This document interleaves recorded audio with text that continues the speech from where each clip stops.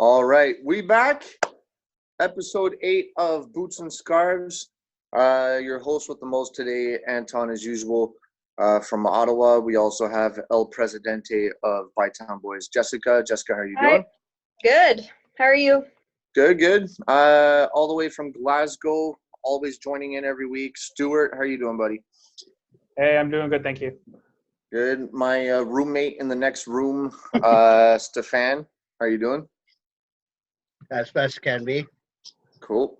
And then Michael, my favorite local YouTuber, as usual, Michael McCall, MCCALL. Go check out that channel on YouTube if you can.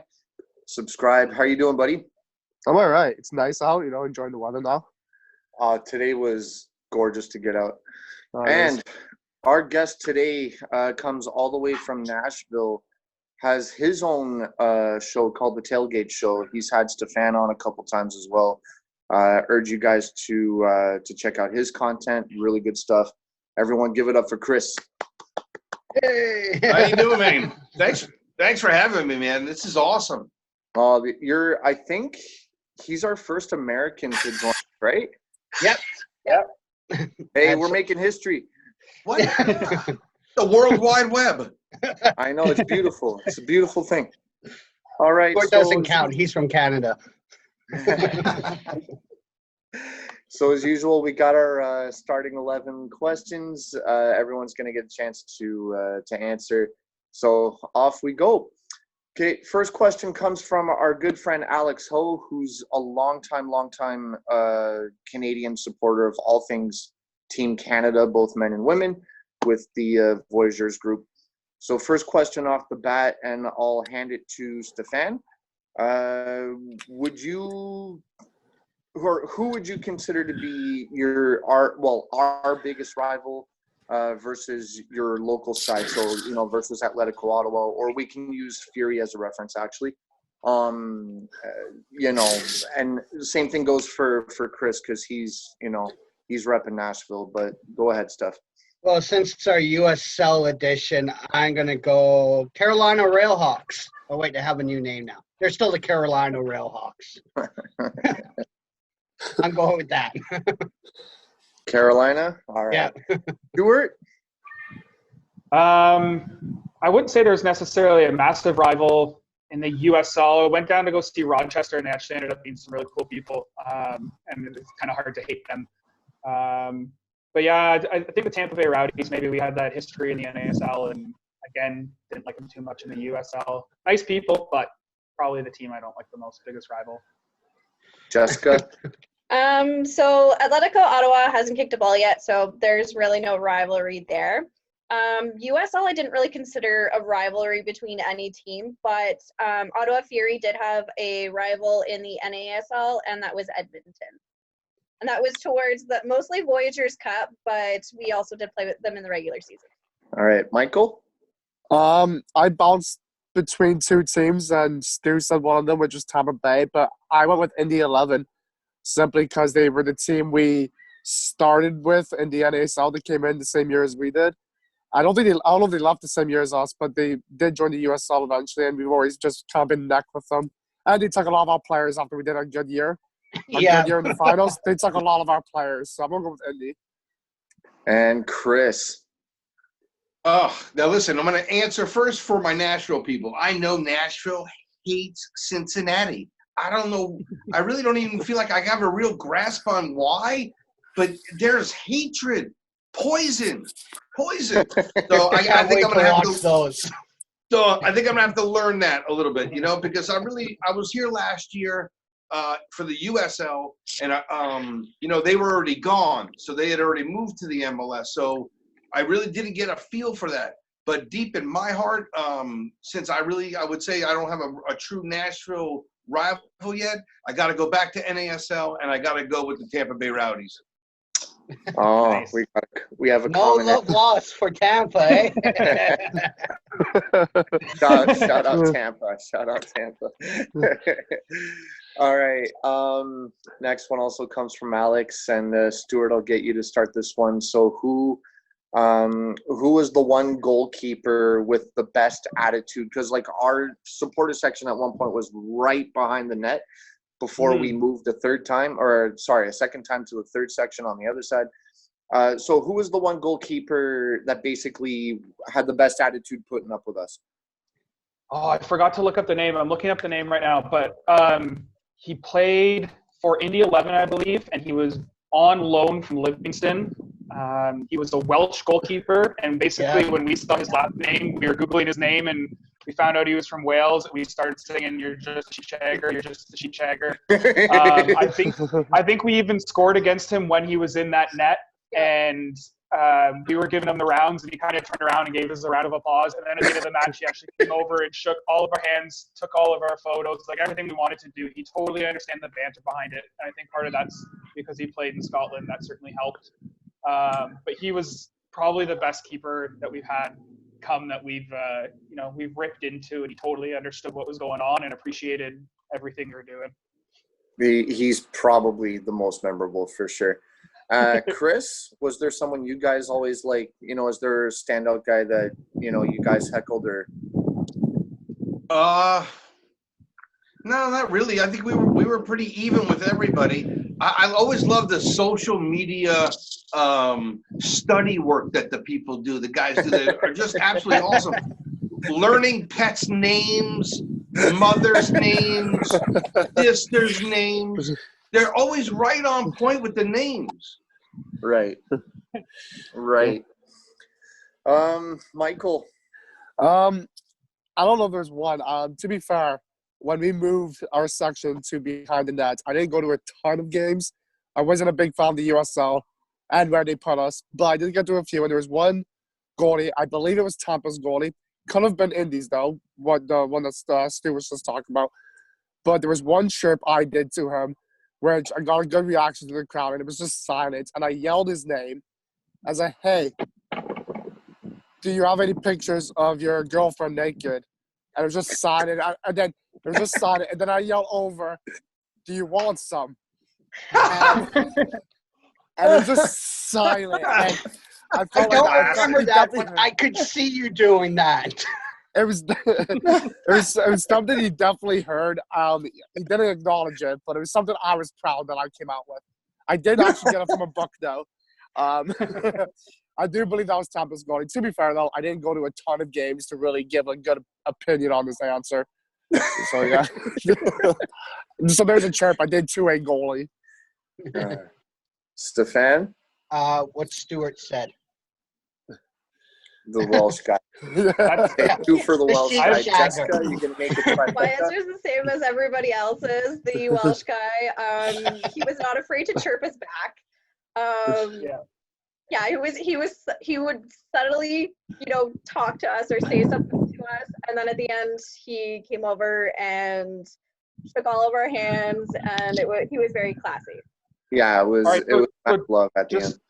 Just to settle it, the player was Owen Fawn Williams, and he came to Indy 11 on loan from Inverness Caledonian Thistle, and now he's actually back playing here in Scotland at Hamilton, and he was on loan at Dunfermline. But he has one cap for Wales, so Oh, there you are. Tell him we say hi. Go down the road, Stuart. Even though this guy's not a goalie, can we acknowledge Eddie Edward? The chirps we did for him when he was in Edmonton and he decided to come play with us, that was great. Yes. All right. Fun one. Third question now. We're into the Michael section of it. So, Mikey, I'll get you to start, So the USL being the largest second division of football in the world as it stands. So is that something they can be proud of when their league consists of many MLS affiliate sides? Right. No. If anyone knows me, when it comes to soccer, I hate the USL. This is one of the biggest problems with them is all the affiliate teams. They did a little bit better making it a League One I think most of the teams in League One are affiliates. But overall, no, I don't think so. I mean, that's like saying Spain has the best second division in the world because so many of their affiliates play in Division 2. It's a joke. No, they should have their own league. It's nothing to be proud of. And it comes up later on in here, but when you have that many teams, it's a joke. Just a joke of the league altogether. Stefan? No, well, they could improve, like, as they're pushing it, the MLS teams to USL 1, so right above the PDL level. I can get behind it a bit. And comparing it to other Division 2s, you can't, because other Division 2s has changed, being promoted, being relegated. Hey, you screwed up in the higher division. Yeah, come back down. You're not good enough. Hey, you did well below. Here, have a shot. That mentality. Look, you can't say your league's the best. It's like saying you have a race program. All you drive is BMWs, and you say we're the best. Well, the rest of the world opens up to Ladas, Hondas, Mercedes, McLarens. You're not the best because you only focus on one type. You may be the best for this type, but you're not the best overall. There's no real competition, as it were. Chris, you want to weigh in on it? I think I agree a little bit with both. First of all, I mean, what is it? Who gives a shit who's the best second division? But anyway, Nice. but more importantly, what second division from any other country couldn't kick the shit out of our second division? Jamaica. Okay, there's one. Anybody else? But I can list all the Caribbean countries. yeah. But I get Okay, what so- you mean. The recognizable second divisions. Sure, Yeah. sure. But listen, it does its job, right? It helps to help work out players so that if they're injured to get back, right? That's a good thing. And listen, our country's so huge. It's huge. Could you imagine if you only had, a certain amount of teams? It would be a peppering that no one would see football. So Yeah. it's more that it's not that we shouldn't have such a large second division. We need either better divisioning or something. So it needs Organization something. of it. It needs something. Yeah. Yeah. Stuart. Yeah, I think the USL for second division is good, but it's very much hand-tied to the MLS in terms of the affiliates. And basically, if you want to play in the MLS, you have to play in the USL. And that's not really how it works elsewhere in the world. If you want to play in the EPL, you don't necessarily need to play in the championship first. And, it goes the same way across all of Europe. I think there are a few things I did like about having the affiliate with Montreal Impact, and that was we got players like Maxime Crépeau, who came in, was the Bytown Boys Player of the Year, was, I think, the USL Goalkeeper of the Year 1 year. He was the Fury Player of the Year 1 year. Now he's starting, and now he's starting with Vancouver on a regular basis, and he's in the Canadian men's national team camp. So I think it does provide that avenue for players, but at the same time, I think I just think, no offense to Chris, but it's just a very American thing to have the top league needing to control the bottom league, and they have farm teams. You don't really see that anywhere else in the world, but it's something that happens. It's the AHL to the NHL. It's, every big league kind of has that smaller league that feeds in the talent, and that's what the USL is. So I think it does have a function to play, and I think it's important to the US system of working things, and that's where the way MLS contracts work, how you move up into teams, whatnot. So I think it's kind of, I don't like it necessarily, but I understand, and it works for the US as of right now at least, but obviously the USL is changing so quickly, so who knows where it'll be soon. Jessica. I'm going to say no.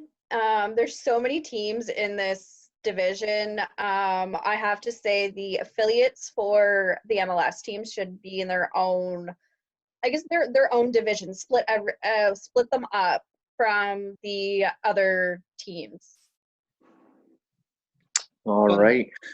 That's what So they're doing with the League One, right? Yeah. Yeah. So, but yeah, I remember the reasoning. I know what you mean, though. So You know what a big problem there is, right? Now you're going to mimic the travel of the MLS for Division 2. Yeah. That's Hey, a you fact. If you put them all together, now you got to do all that travel, and now you're effing with America's size again. But yeah, they already had it. They already had their own reserve league, and then they removed it to go to USL. Now they're doing it again.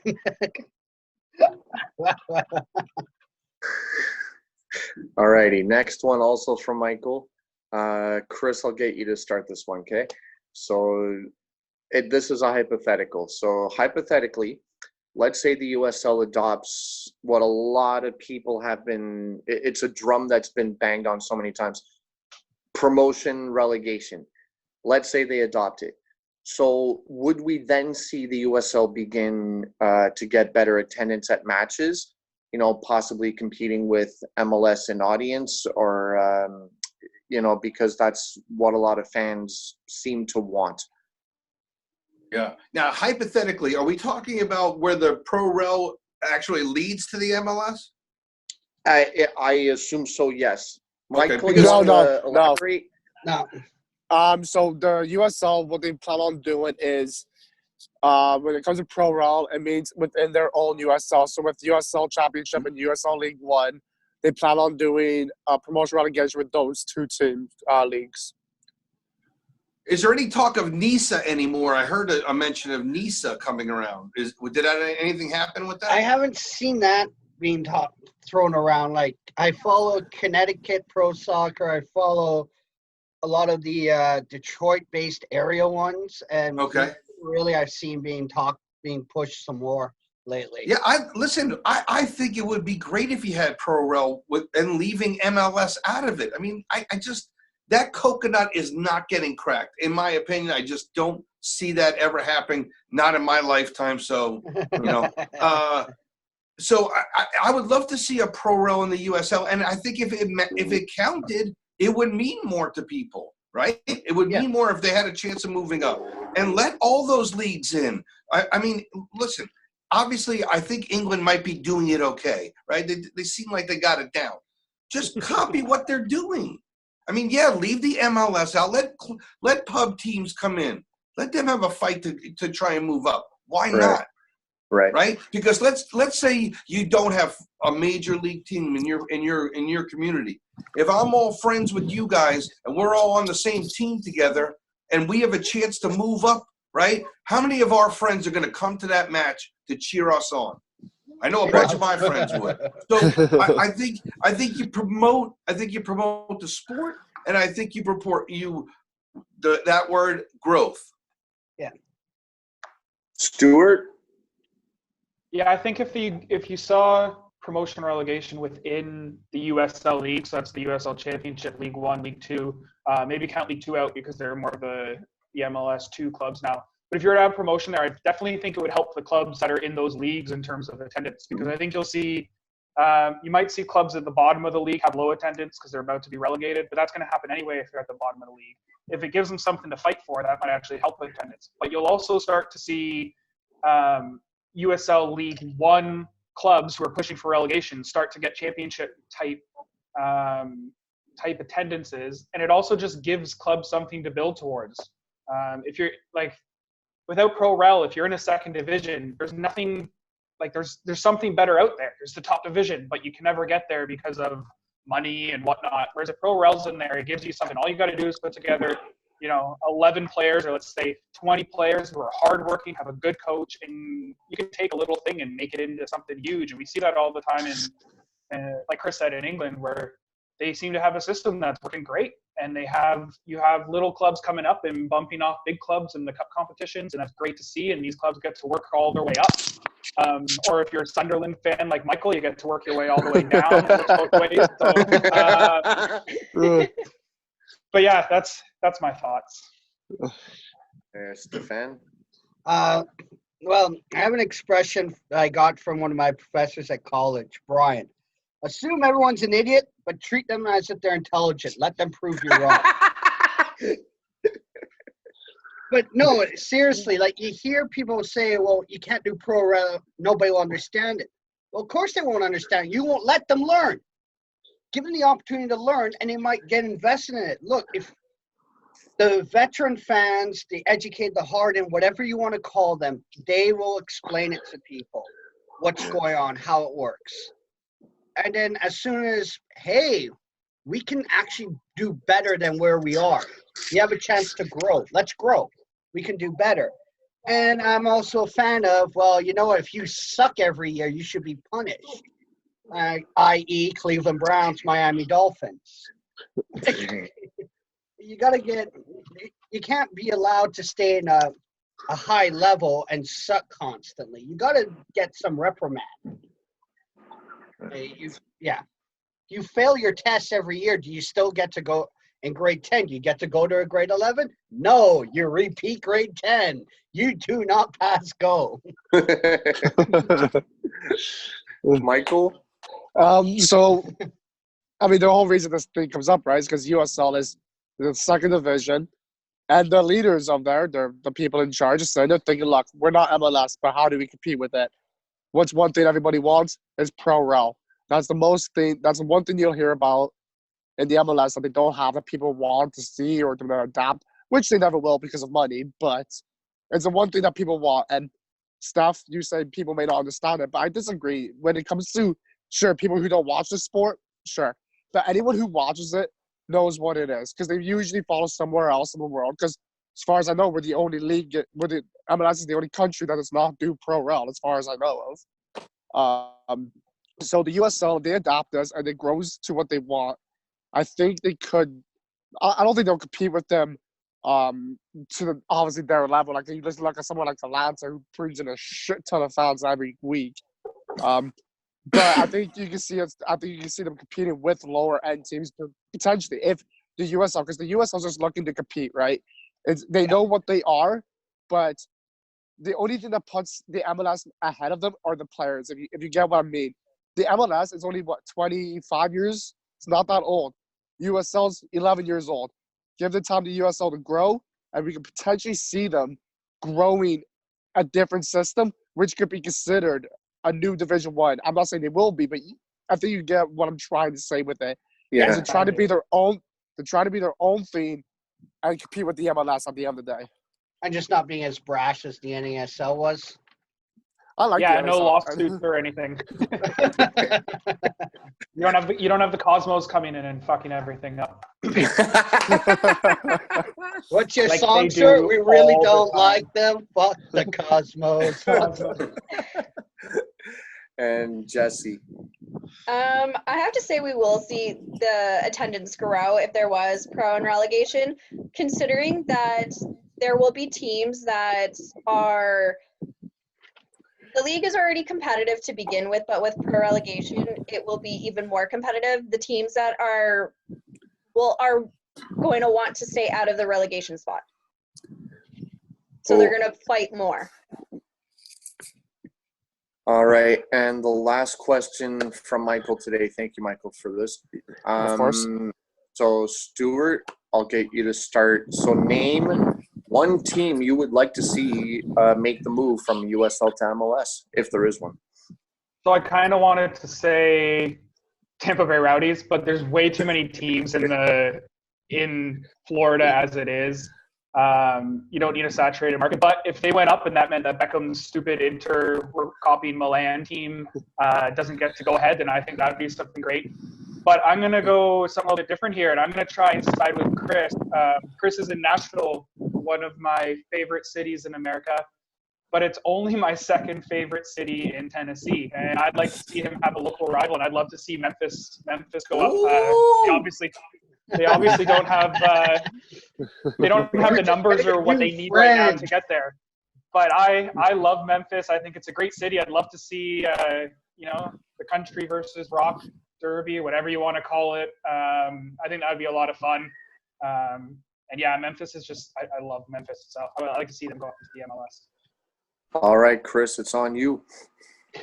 Listen, I'm going to tie this in a little bit to the pro rel thing. I mean, really, in America, you got two different ways, right? You got two different ways you can get in. You can either buy your way in, like Nashville and Miami did, or you can get 11,000, 12,000 people to show up at every USL match, and you're gonna get in. You see what I'm saying? I think if you show that kind of effort, either monetarily or fan based wise, I think you will get in. Teams I like to see get in. I now that I'm in and I moved, it's kind of weird for me, but I want to agree with them. But Tampa be great. I mean, Tampa be cool. Just seeing between Tampa fighting with Atlanta and Miami, everyone would forget Nashville. I'll let them go. They're nice.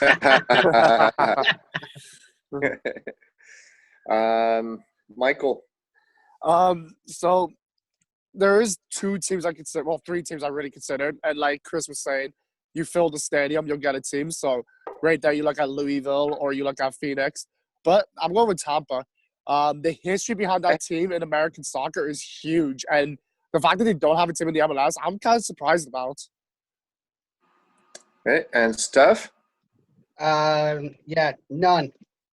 I think the MLS is too big right now. It needs to stop expanding, relying on expansion fees.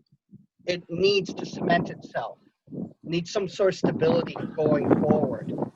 Now, if we're talking about TFC or Vancouver or Montreal losing their MLS rights so they can join the CAMPL, we're having a good discussion then. But side note, Stuart was talking about Memphis and the rivalry with Nashville. The first time I called into Chris's show, they didn't realize I had called in, and one of his co-hosts was talking about the next game against Memphis, the tifo they had ready. Like, I don't really care about the next game we got. Who are we playing? Ottawa. Oh, by the way, we got a guy from Ottawa on the line. Shit. I thought it was great. It was. But that's what it is. It's a local. Is that what's called looking forward? Yeah, he was looking forward to playing Memphis, and yeah. Michael. I already gave my answer. Yeah. Oh, shoot. I have to give my answer. And I'm it's sticking Jess, to it. Jess, sorry, Jess. I lost my place. Forgive I me. cannot Forgive me. stress how many teams are in this division. There are so many. I went completely opposite from everybody. We originally played them in the NASL, so I chose Indy 11. All right. Look, Fair enough. we've already Just remember, shown Matt as love for I'm sober, I drink. no, mad love for Tampa today, I guess. And So hate at the same time.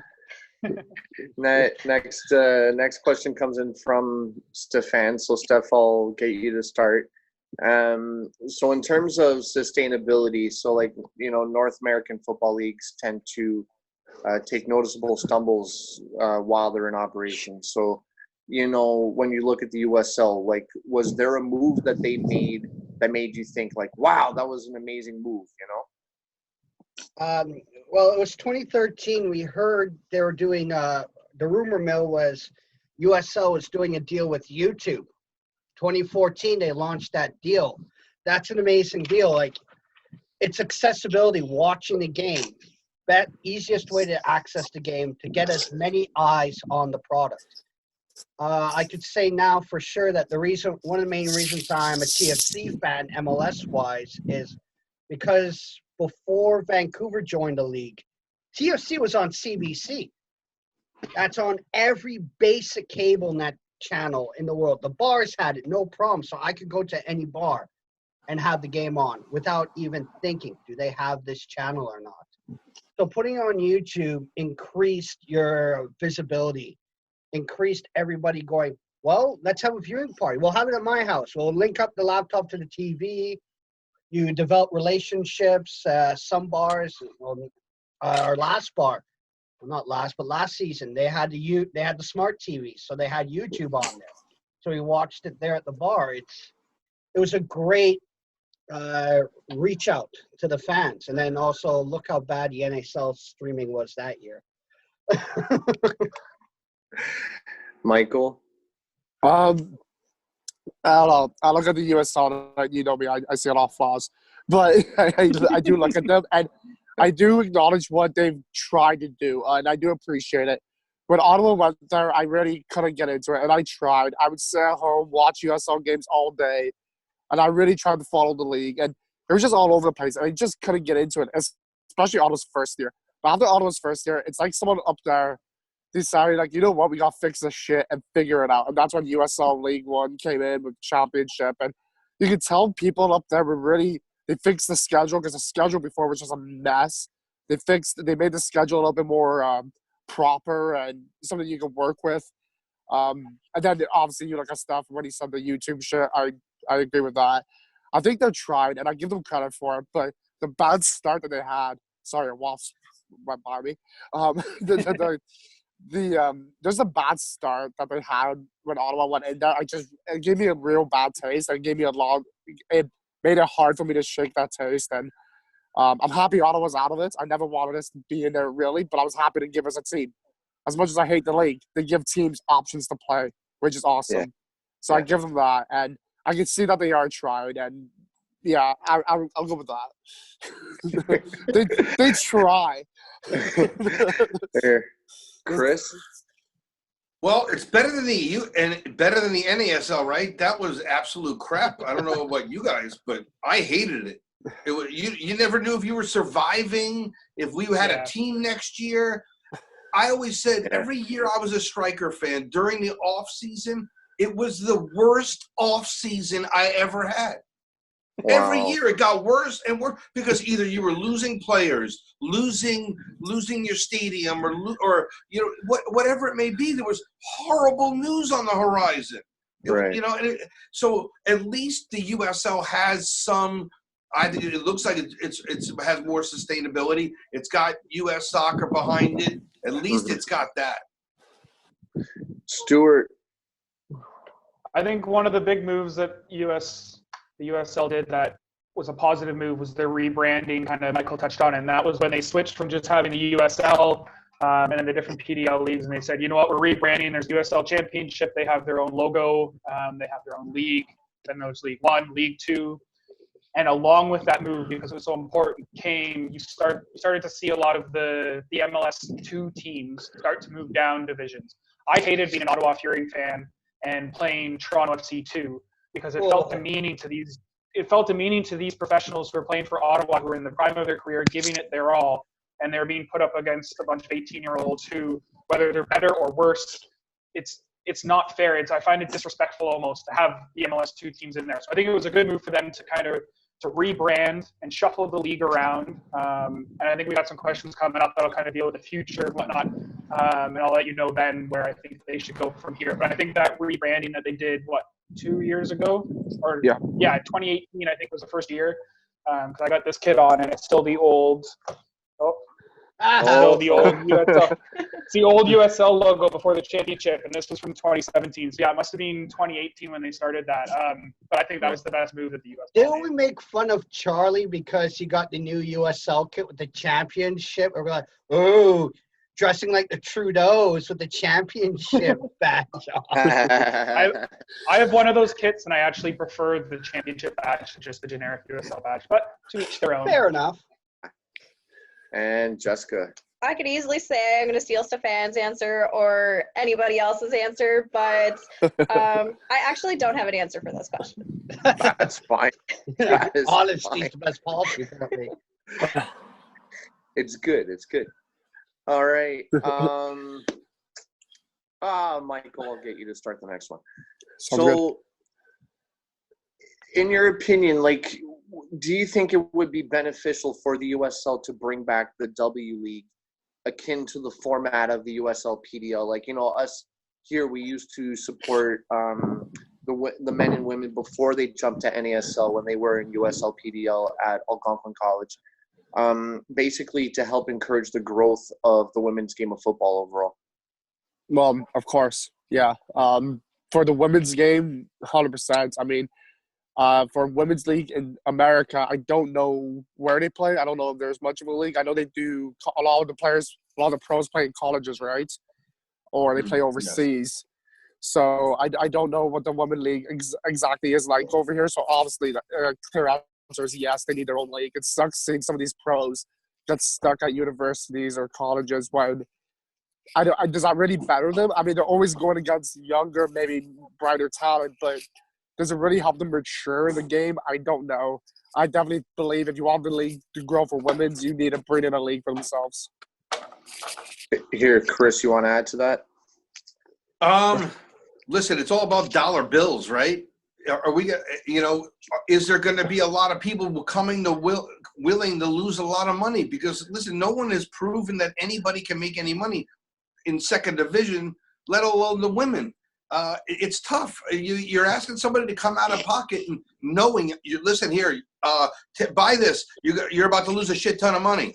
it's a tough sell.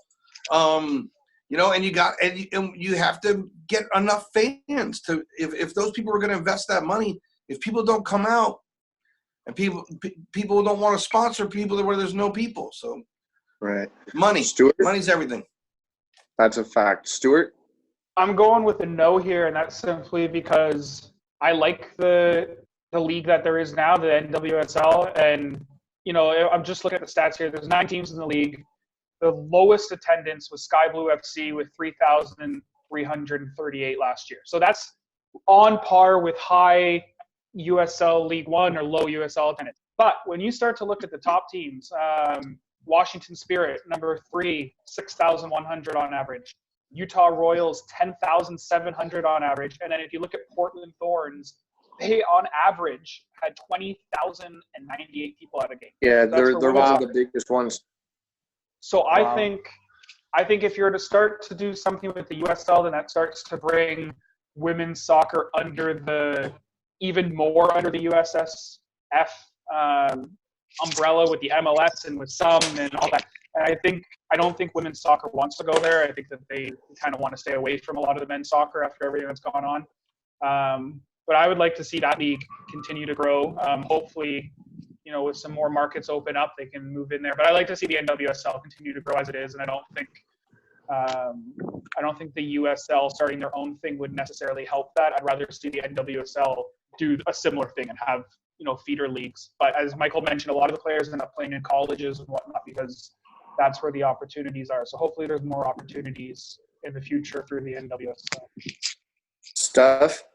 Yeah, I would love to see it come back. Like, let's face it, was a very nice system. Yeah, what was it? 5 teams in the division. You played every team twice. It lasted a span of 2 months. It was a nice semi-pro team, semi-pro style atmosphere. You could bring in the university students if you wanted. But it would also be a way to find potential markets. Like to test out, would you be interested in hosting more than this amount of games? Is your fan base dedicated enough to move higher? So it's a market testing event.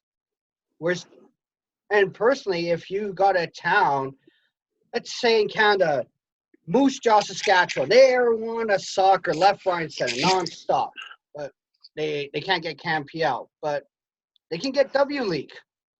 All right, let's see what happens. Let's see if they got the fans. Let's see if they have the dedication, the interest. You can reach out, get some feelers, and see if it works or not.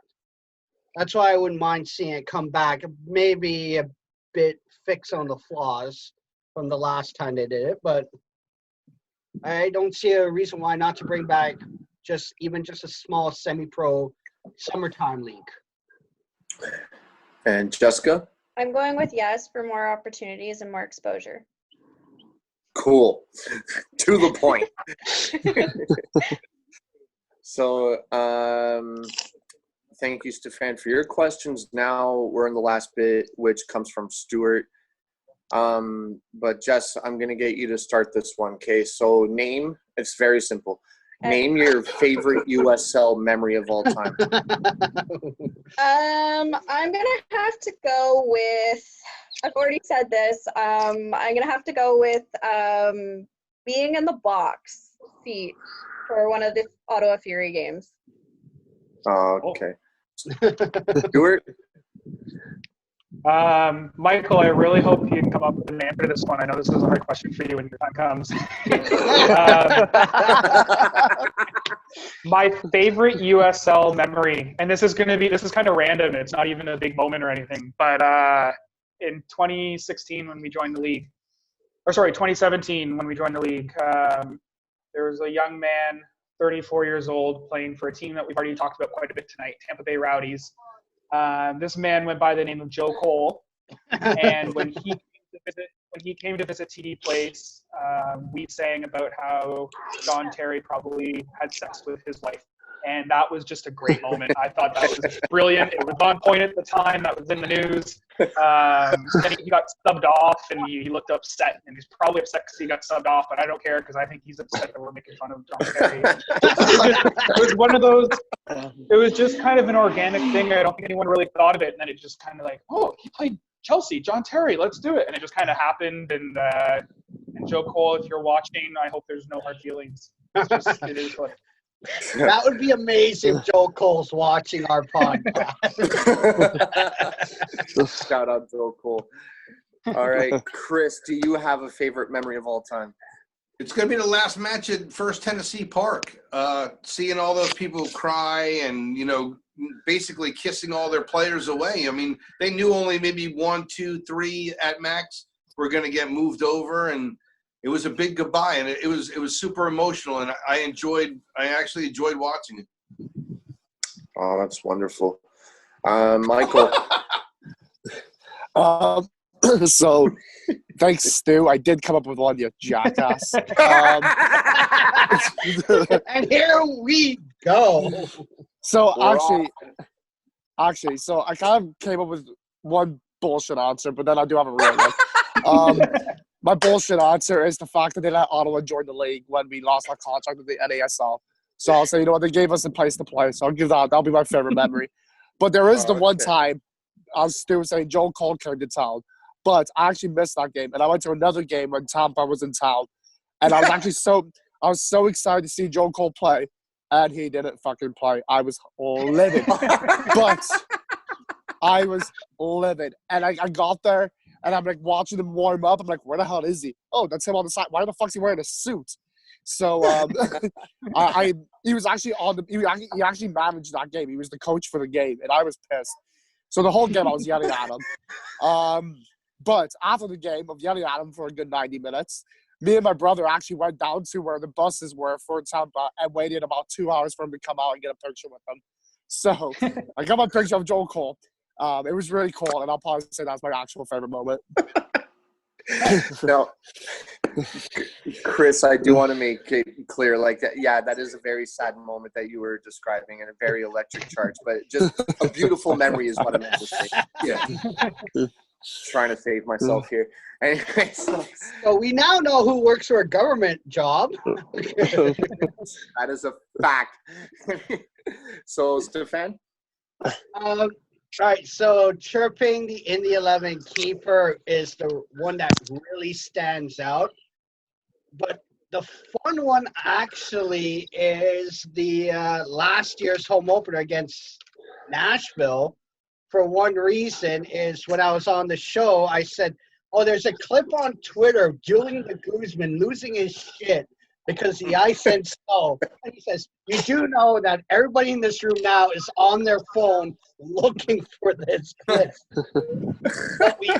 So we had all the fans behind us in the south side. So the chants were a bit better. The clapping along with the drums, it felt like it was a better game than normal. So it's a toss-up in the end, but the only one that really stands out, number one, is the chirping of the goalkeeper. And thank you, Stu, for reminding us it was Indy 11. I just like the fact that we call the sheep shag. So, Chris, like the rest of us, and probably better than most, USL is comprised of 35 sides, and they've got 2 more expansion sides on the horizon. But simply put, how Stuart put it as, how many teams is too many? Yeah. I mean, how do you put the brakes on this? The sport is coming. I mean, we all see it coming, right? I mean, it's like Michael said, we're not that old. It's coming pretty quickly. I can't see how do you slam on the brakes? How do you tell clubs that want to exist in places where people want to go see them? Right. So how do you do it? How do you slam on the brakes if you wanted to stop it? Right. Stefan?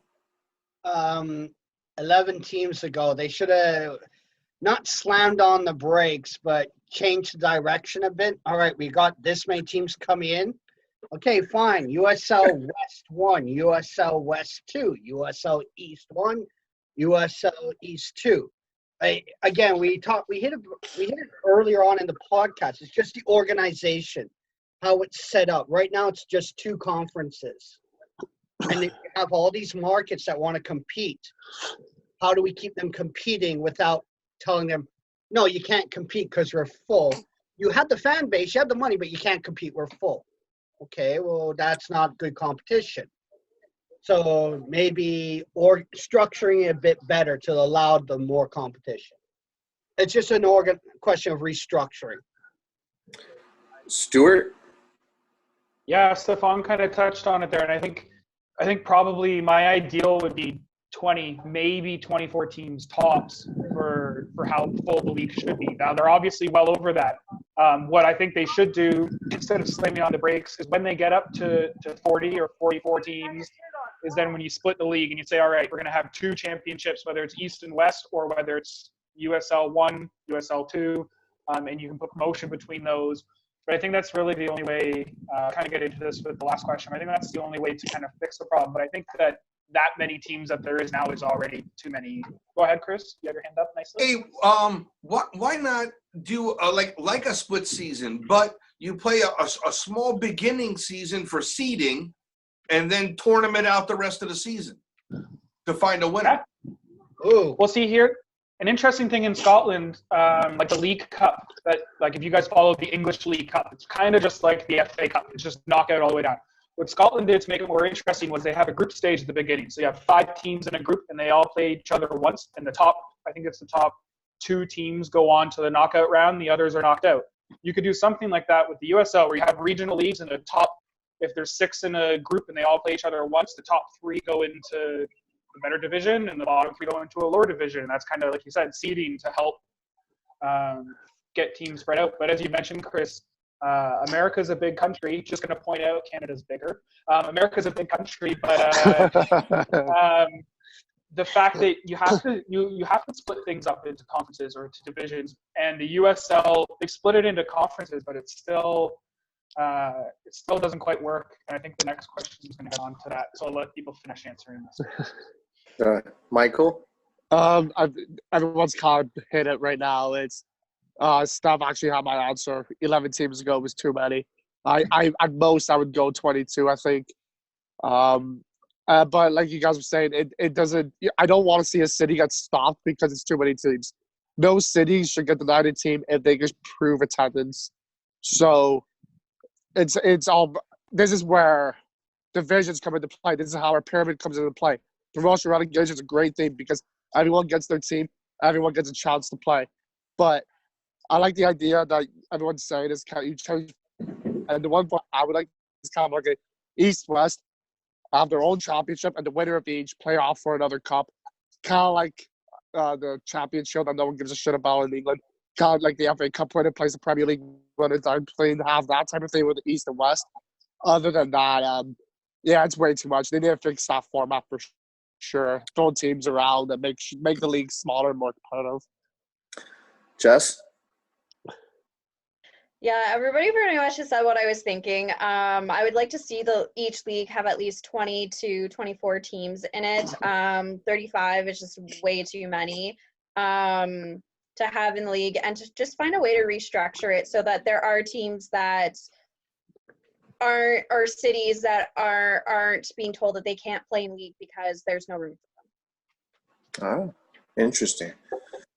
So, Michael, can the USL be considered a championship or second division when East and West sides never actually play against each other? I know we kind of touched on it, but, if you wanted to expand on that. Yeah, of course. I don't think that should stop what you want to hold as the second division title. Like we said, there's so many teams. You can't, and especially when it comes to travel. Yeah, I don't know who's farther west and who's furthest east, but I mean, that's insane amount of travel when you look at it, especially if you want to do like 2 games here and there. Like, it's insane. So I think the system they have is good. Of course, it can be considered second division, mostly because they are still playing for one cup overall, right? Mm-hmm. Stefan? See, this is more, again, we're hitting on a standard theme in this themed podcast, travel. It's about travel deals. Like, what, didn't Tampa Bay sell a player to San Antonio so they could stay in a hotel? No, I think that was the Strikers to Tampa. Yeah, Walter Restrepo. Yeah, it was the hotel deal thing. Yeah. So Yep. Stuart, yeah, but that sort of thing. You got to figure out how to make the travel more financially feasible. So that's something. But maybe instead of East and West, bring in East, Center, West. Top two move up into a roundtable a competition, kind of like the Memorial Cup in hockey. Holy shit.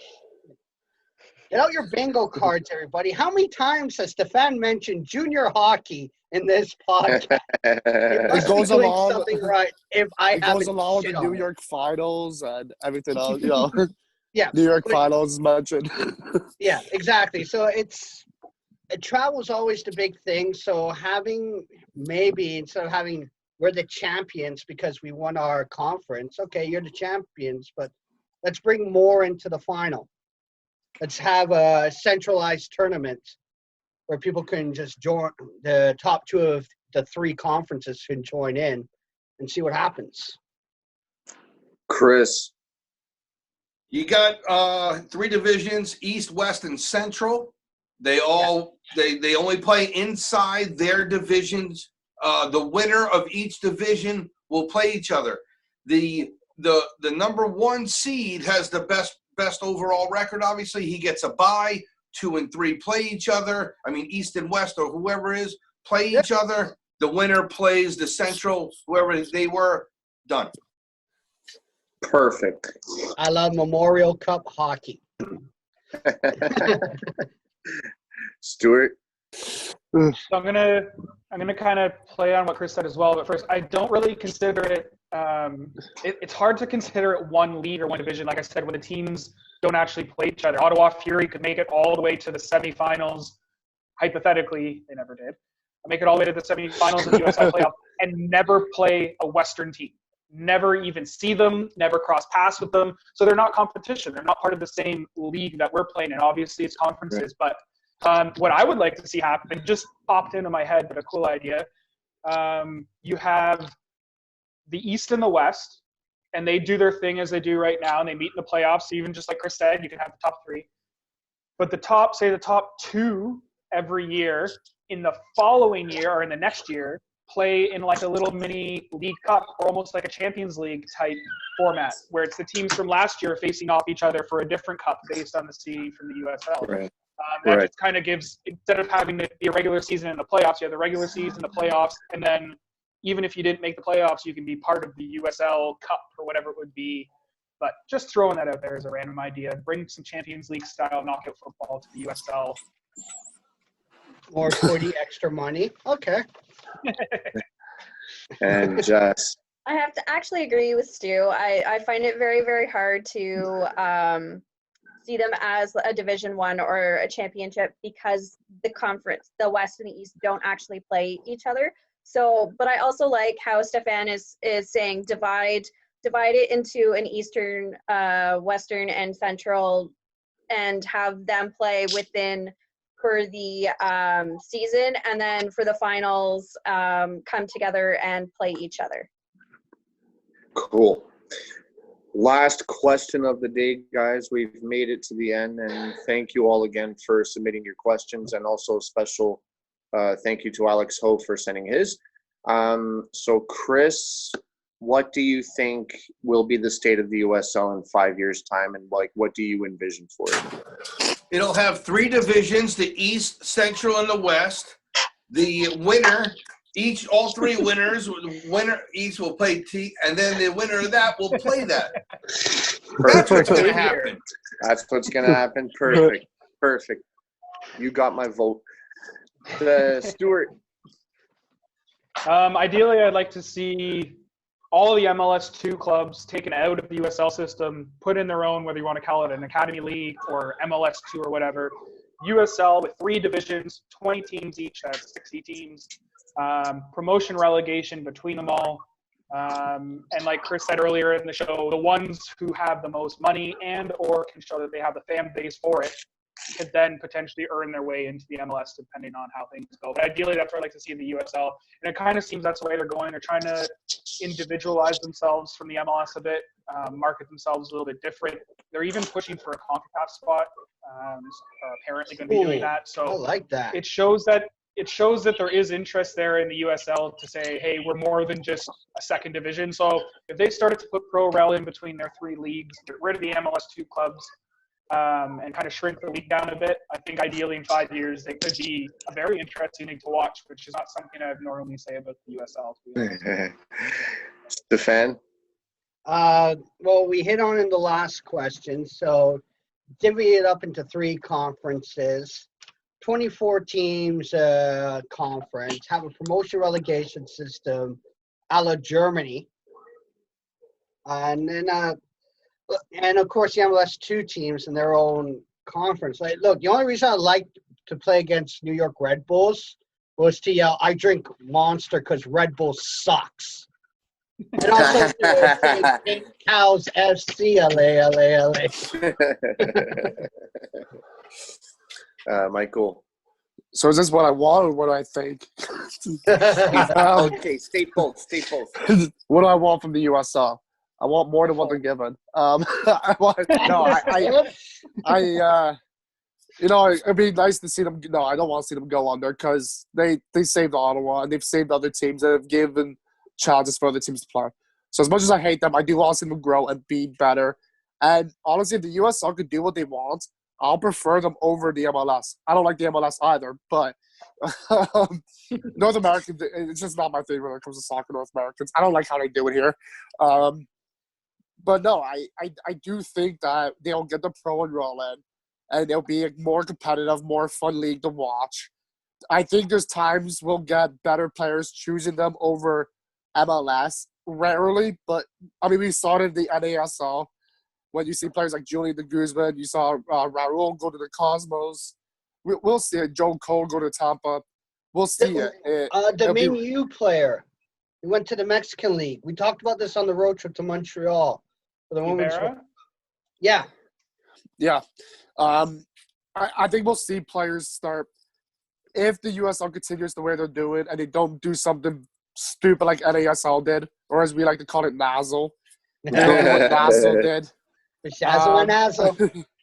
And they don't do some crap like they did. I think the USL could be very promising. And like I said, they're young. And I don't think they want to be considered a second division. I think they want to be considered competition with the MLS. And that's what they're going to try to do. And Jessica? I would love to see promotion relegation introduced. And I can see the some of the teams in the USL moving up to MLS. All right. Thank you guys so much for episode 8 USL Footy Talk with our guest Chris from Nashville. Thank you so much, Chris, for joining us. Absolutely. Thank you for having me.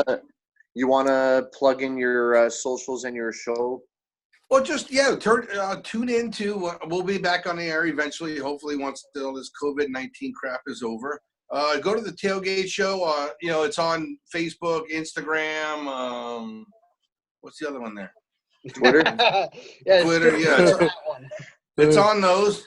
And then if you go to the Facebook page and you like it, the show comes to you every Thursday. You don't have to do anything. Perfect. Thank you so much for your time. Also, Stuart, do you want to plug in our stuff as well? Yeah, so you can follow us on Facebook. I think we have a Bytown Boys page, and we also have a Bytown Boys group. We also have a brand new Bytown Boys group chat, just Facebook Messenger. Just shoot the shit every day, talk about anything kind of football related, mostly focused Ottawa, but other fun memes stuff as well. You can find us on Instagram at Bytown Boys, and you can obviously find us on Twitter at Bytown Boys. Also, you can find this podcast on there at Boots Scarves. I just want to say thanks to Chris for coming on. I met you when I was in Fort Lauderdale in 2014. You're now in Nashville, which is one of my favorite cities. I think it's great that we're meeting up again. And also, Michael, thank you for putting up with us for this episode. I know it was hard to talk about the USL, and I also greatly appreciate the tour of your house and your backyard that we got through a bit of it as well. And Michael, you want to plug in your show too? Yeah, you can find me on YouTube at Michael McCall. I've missed the last 2 weeks of uploads, but I'll be back soon. Trying to figure out stuff. I had to restart my whole phone, guys. My phone is just not doing it right now. Anyways, you're welcome, Stu. I hope you enjoyed my house. Next time we'll do a proper Cribs episode. And thanks, Chris. It was nice meeting you. Nice talking to you. Hopefully I meet you in person one day. I'll check out your show for sure. Let's go, man. And Jessica is there. I believe Jessica Friday, this Friday coming up, we are going to do another, not meeting, but another chat hangout on Zoom for Bytown Boys. Come and ask questions about if you're new memberships, or you can come and ask us personal questions and just hang out. Cool. Thank you all once again. This is episode 8 USL on Boots and Scarves featuring Chris from Nashville. Thank you guys very much. Signing out.